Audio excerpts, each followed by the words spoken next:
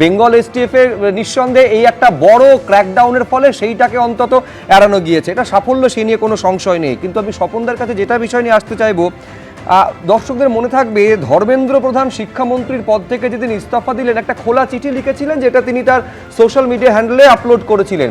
সেখানে তিনি লিখছেন, একটা জায়গায় তিনি লিখছেন যে রাষ্ট্রবিরোধী শক্তি বা দেশবিরোধী শক্তিরা যাতে এখান থেকে ফায়দা তুলতে না পারে সেই কারণে তিনি ইস্তফা দিয়েছেন। কিন্তু আজকে এসটিএফ এর এই সাফল্যের পর এইটা তো দেখা যাচ্ছে স্বপনদা, যে যারা আন্দোলন করেছিলেন তাদের মধ্যে দেশবিরোধী শক্তি নয়, দেশবিরোধী শক্তি সেই আন্দোলনে নাশকতা ঘটানোর পরিকল্পনা করছিল এবং দেশের রাজধানীতে নাশকতা ঘটাতে সমর্থ হলে তার একটা বিরাট ইম্প্যাক্ট হতো।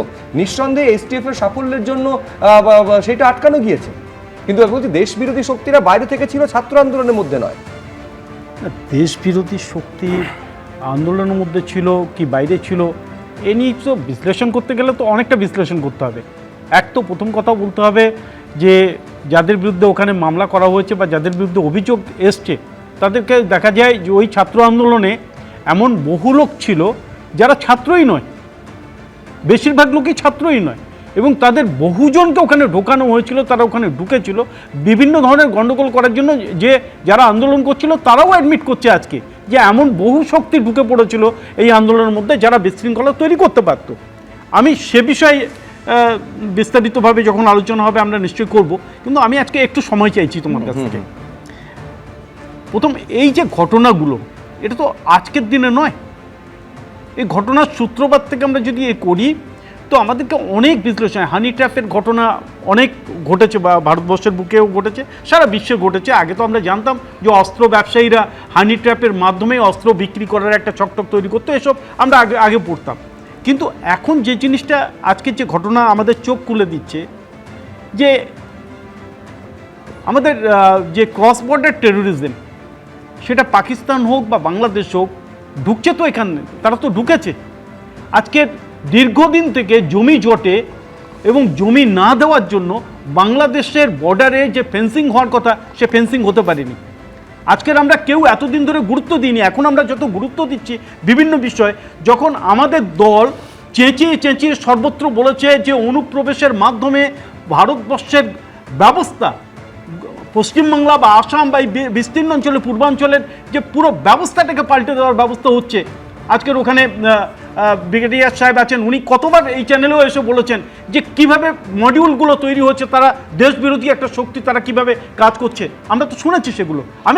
আমি একটা উদাহরণ দিই এখানে, যে বাংলাদেশের 1950 সেন্সাসে যেখানে 22% হিন্দু ছিল সেটা কমে আজকে 8% এসছে, আর যেটা 20% মুসলিম পশ্চিমবাংলায় ছিল তারা আজকে 27 থেকে 30% পৌঁছে গেছে।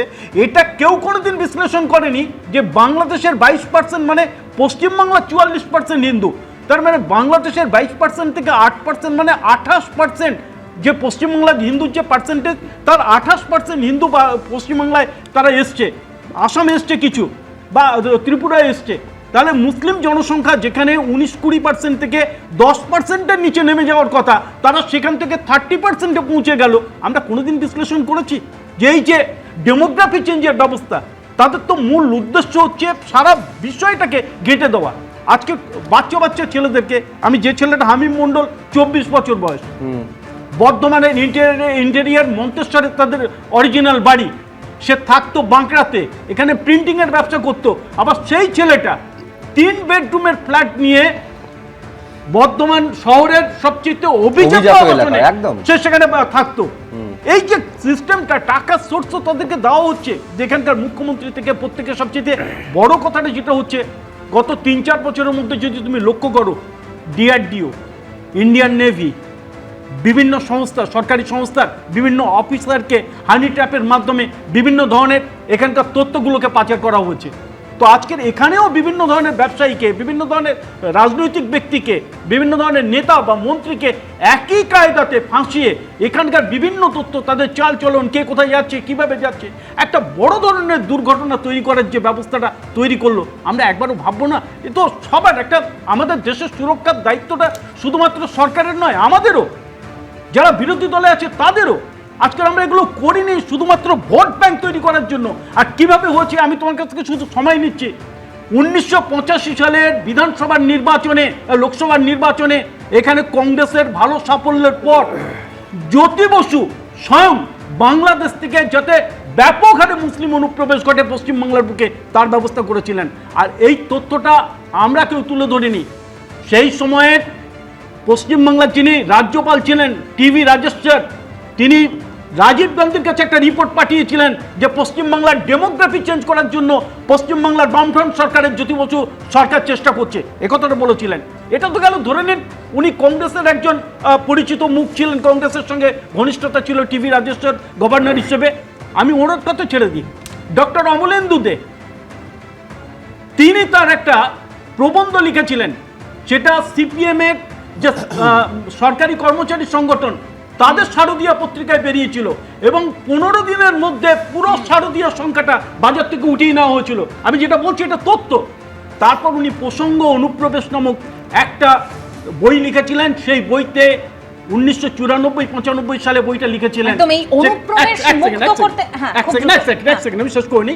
সেই বইটাতে তিনি পড়তে কি করে এই বামফ্রন্ট সরকার, জ্যোতি বসুর সরকার কিভাবে বাংলাদেশের মুসলিমদেরকে এখানে এনে বসাচ্ছেন, ভোটার লিস্টে নাম তুলছেন, তাদের নাগরিকত্ব দিচ্ছেন, এটা বর্ডার এলাকায় গেলে আপনারা একদম এই জায়গা থেকে বারবার অভিযোগটা সামনে আসে যে পূর্বতন সরকার অর্থাৎ যে প্রাক্তন তৃণমূল সরকার এই অনুপ্রবেশকারী মুক্ত করার জন্য গড়িমসি করত, সেখানে সন্ত্রাস বিরোধী যে কার্যকলাপ সেটা আটকানোর জন্য তাদের গড়িমসি ছিল বলে একটা ফায়দা তোলার চেষ্টা হয়েছে বারংবার এই পশ্চিমবঙ্গে, এই রাজ্যে। যেখান থেকে মানে অনির্বাণের কাছে আমি এই জায়গায় আসতে চাইব, অনির্বাণ, মানে কোনো ঘটনা ঘটলে সরকার সেটাকে কতটা গুরুত্ব দিয়ে দেখছে সেটা বোঝা যায় সরকার কিভাবে সেটাকে অ্যাড্রেস করছে। কারণ খাগড়াগড়ে যখন বিস্ফোরণের ঘটনা ঘটেছিল, মুখ্যমন্ত্রী তড়িঘড়ি বিবৃতি দিয়ে কি বলেছিলেন যে সিলিন্ডার ব্লাস্ট হয়েছিল, তারপর তো নাশকতার কি প্ল্যান ছিল সেটা সামনে এসেছে।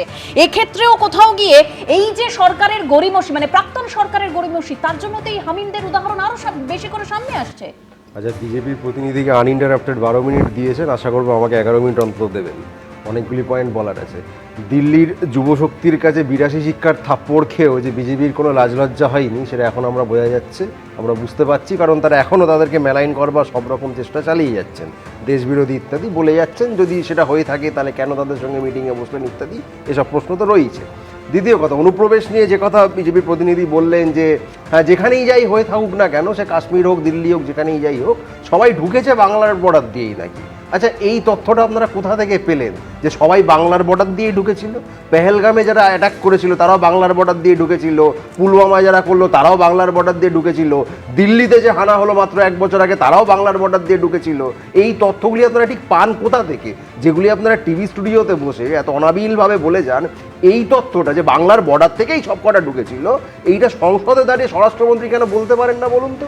আর আরেকটা কথা বলি, নেপাল তো ওপেন বর্ডার, সেখানে তো কোনো চেকপোস্ট সেই অর্থে নাই, কোনো ব্যারিয়ার ট্যারিয়ার নাই, কিছুই নাই। জঙ্গিরা কি এতই গাধা যে তারা যেখানে কিছু না হোক বিএসএফ আছে সেখান থেকে গুতগুতি করে ঢুকতে চাইবে, আর ওপেন বর্ডার যেখানে আছে সেখান থেকে তারা কেউ ঢুকবে না? এটা কি যুক্তিতে দাঁড়ায়? এবিপি আনন্দ এগিয়ে থাকে, এগিয়ে রাখে।